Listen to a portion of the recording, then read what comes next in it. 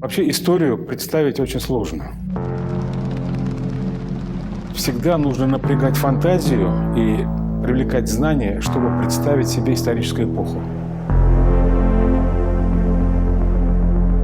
Феномен этой истории, да, Мусы Джалиля, Рахима Саттара, что это правда через творчество дошла до соплеменников, сограждан, до родины.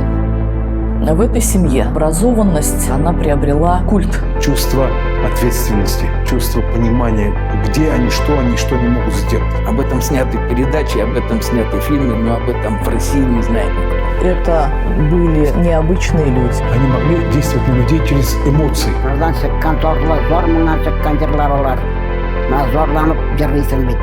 Татары ничего не знают о роли своих дедов в освобождении Франции. Очень сложно представить себя в тех условиях. Представить, что бы я делал, если бы я оказался на его месте.